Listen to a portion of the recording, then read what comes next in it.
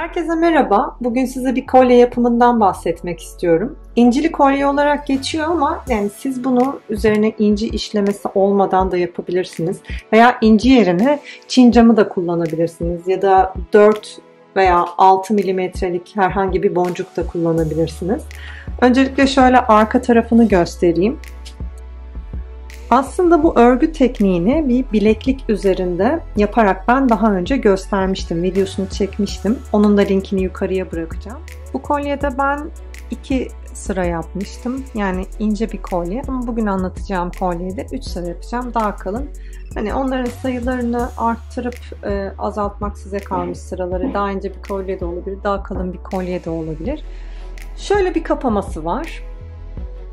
Şöyle bastırdığınız zaman çıkıyor ve tekrar bastırıyorsunuz ve içine geçmeli. Ben böyle bir kapama kullandım ama siz mesela en son bitişte yine şöyle bir yuvarlak geçip daha sonra bir papağan da kullanabilirsiniz. Kilit de çok yakışıyor. O size kalmış tamamen ama ben mesela böyle bir kolyeyi papağanla bitirmem. Çok basit durur. Zaten hani daha şık olan herhangi bir kapama tercih ederseniz en azından bütünlük kazanmış. Bu video için İp kullanıyorum. Takı ipi kullanıyorum ama kesinlikle misina kullanmanızı tavsiye ediyorum. 20'lik misina. 4 numaralık suni inci ve 11 numara kum boncuk. Kum boncuk rengi olarak özellikle bunu seçtim. Rose gold gibi bir renk ama böyle hafif cam gibi bir görüntüsü var. Mat bir boncuk değil. Bence inciyle en çok bu yakışıyor. Onun dışında da başka hiçbir malzememiz yok. Ben daha önceden ipi iğneye geçirmiştim.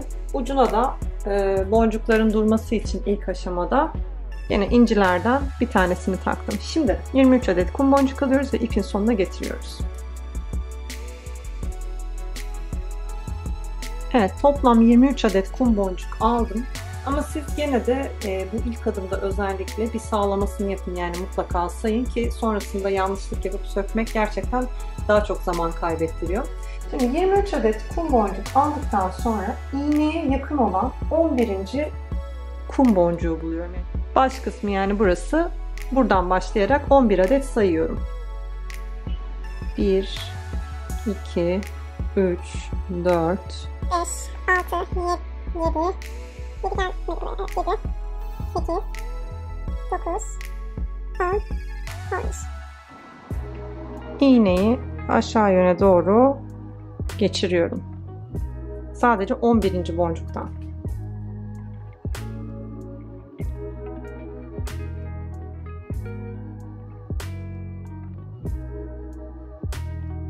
Bir de şeffaf olmaları da başa bela işte.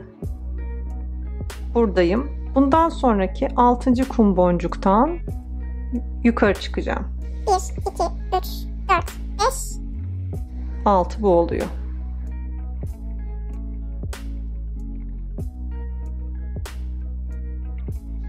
Böyle bir 8 gibi bir şey oluyor. 5 adet daha kum boncuk alıyorum. Ve gene 6.'dan geçiyorum. Zaten 6 tane boncuk kalmış olması gerekiyor. 1, 2, 3, 4, 5. Harika. 1, 2, 3, 4, 5, 6 sağlamasını da yaptım. Tekrar 5 boncuk alıyorum. 6.'dan geçiyorum. Dolayısıyla 11, 6, 6 toplamda 23 adet boncukluk sırayı tamamlamış oluyorum. En son boncuktan çıkıyorum. Şu şekilde ipin ucu bu tarafta. Şimdi ben burada bir düğüm atıyorum.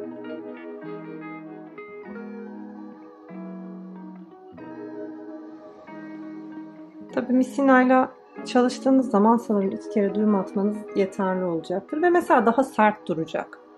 Şimdi bu aslında 6 sıra. Kolyenin 6 sırası olarak geçiyor. Ben buradan yukarıya doğru çıkacağım, aşağı doğru ineceğim. Aynen bu şekilde devam edecek.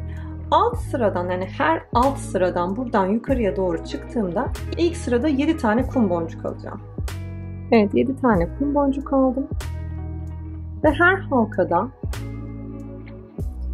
3 tane halka var. Her halkada 3. boncuktan geçeceğim. Bakın ipin çıktığı yer burası. Bundan sonraki 3. boncuktan çıkıyorum.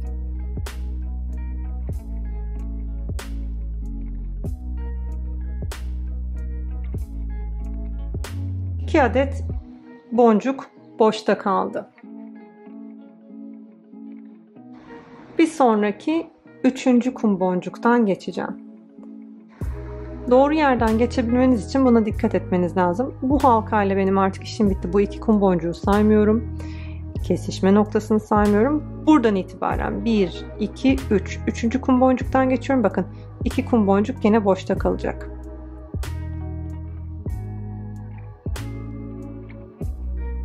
Gördüğünüz gibi burada 2 adet kum boncuk yine boşta kalıyor. 5 tane kum boncuk alıyorum. Tabii ki bu 2 tane boşta kalanı ve şu kesişme noktasına atlıyorum. Buradan itibaren 1, 2, 3. Şu ikisi boşta kalıyor. Şu çıkık olandan yukarıya doğru çıktım. Şimdi bakın burası yukarıki taraf olmuş oluyor. Ben buradan aşağı ineceğim. Aşağı inerken yine 5, 5, 5 alarak ineceğim. Sadece buradan yukarıya çıktığımda tekrardan 7 tane kum boncuk alacağım ilk sırada. Peki ben bunu karıştırmamak için ne yapabilirim? Bakın şu tarafta, yani boncuklu olan inciyi koyduğum ip sarkıyor. Burayı baz alarak sadece şu bölgeden çıkarken ilk sırada 7 tane kum boncuk alacağım. Ters çeviriyorum. 5 tane kum boncuk alıyorum. 3. boncuktan geçiyorum. Bakın bu şekilde sağlamasını yapabilirsiniz. 3. boncuktan geçerken şurada 2 tane boncuk boşta kaldı. Her halkada 2 boncuk boşta kalıyor. Tekrar 5 tane alıyorum. Şimdi 2. halka burası. Kesişme noktasını saymıyorum. 1, 2, 3. Şu çıkık olan boncuktan yukarı çıkacağım. Şimdi tekrardan 5 adet alıyorum. 3. boncuktan geçtim. Her sırayı bitirdikten sonra şu şekilde ters çeviriyorum. Şimdi incinin olduğu taraf kolyenin alt kısmı olarak işaretlemiştim. Dolayısıyla ne yapıyorum? Buradan yukarı çıkarken ilk sırada, ilk halkada 5 değil 7 adet kum boncuk alıyorum ve aynı şekilde devam ediyorum.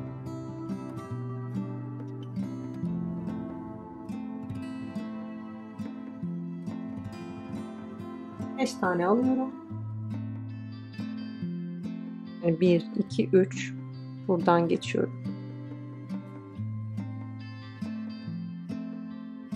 Tekrar 5 tane alıyorum. Bağlantı noktasını geçtim. 1, 2, 3. Eğer benim dediğim sıralamayı yaparsanız hata olmaz. Tekrardan çevirdim. 3 halkada da 5 boncuk alacağım.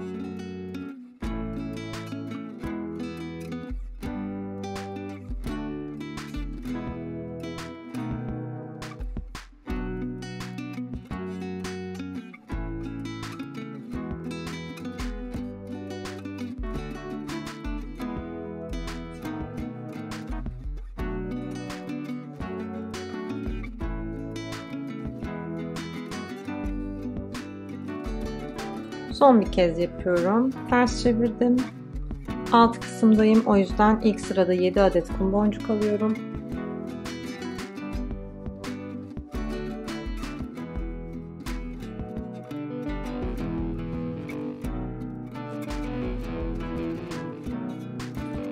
Beş tane aldım.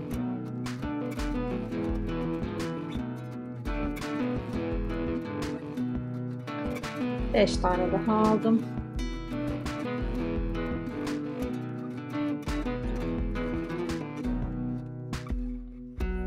Bu şekilde ilerleyeceğim. Sonrasında incileri işlemeyle devam edeceğiz. Şimdi bakın kolye yavaş yavaş o verev şeklini alıyor. Burası alt kısım. 1, 2, 3, 4. 1, 2, 3, 4. Sadece bağlantı noktalarını hariç tutuyoruz. Üstte de ikişer tane boncuk var. Gene bağlantı noktaları hariç. 1, 2 bağlantı noktası. 1, 2 yine bir bağlantı noktası geliyor.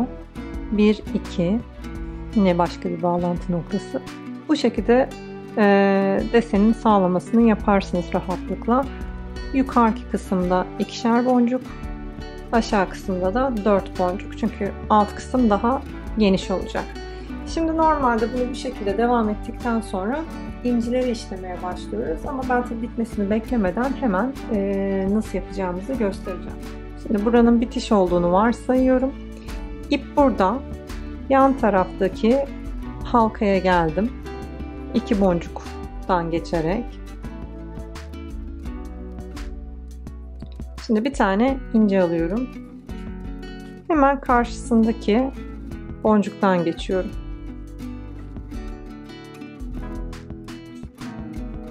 Böyle hep çekmeyi unutmayalım lütfen. Şimdi tekrar şuradan devam edeceğim. Şu kısmını boş bırakıyorum. Burası bitiş kısmı olduğu için genellikle. Mesela kendi daha önce yapmış olduğum kolyede de orayı boş bıraktım. Karşıdan geçiyorum.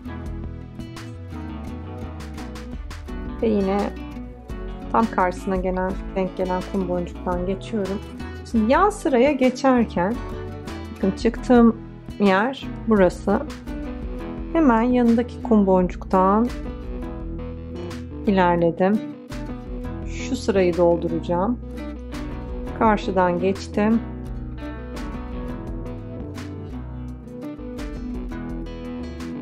Yine karşıdan geçiyorum.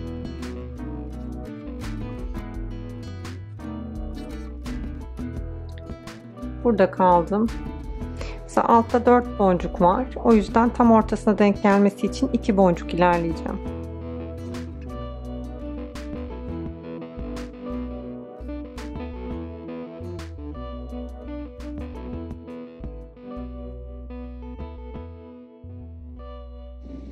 Yandan bir tane boncuktan geçiyorum. Üstte 2 tane boncuk var. O yüzden sadece bir boncuk ilerliyorum. Altta 4 tane boncuk var. O yüzden hani tam ortalaması için de oradan da 2 boncuk ilerliyorum.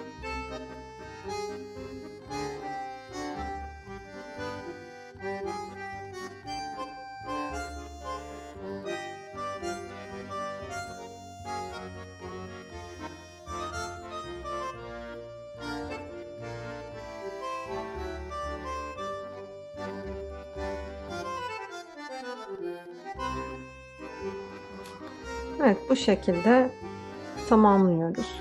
Diyelim burada bitti kolyemiz. Şuradan düğüm atıyoruz.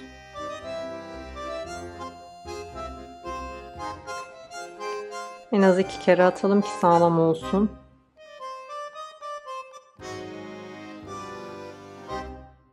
Ve boncukların içinde gene ipleri kaybedebiliriz. Bu şekilde yapmak her zaman daha sağlamdır.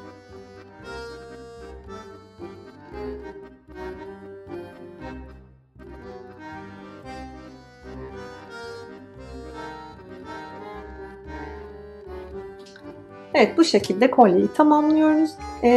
Dediğim gibi ölçüleri ikisinin farklı. Bugün yaptığım 3 sıralı bir kolyeydi. O yüzden 23 adet kum boncukla başladım. Daha önce yapmış olduğum daha ince bir kolye. Şu şekilde görebilirsiniz. 2 sıralı. Buna da 15 adet kum boncuk almıştım. Video ile ilgili eğer aklınıza bir şey takılırsa lütfen yorum olarak aşağı bırakmayı unutmayın. Aynı zamanda Instagram hesabım da var. Beni oradan da takip edebilirsiniz. Abone olmadıysanız lütfen abone olmayı, videomdan memnun kaldıysanız, beğendiyseniz beğen butonuna basmayı da unutmayın. Çünkü benim için gerçekten çok önemli. O zaman bir sonraki videoda görüşmek üzere. Kendinize iyi bakın.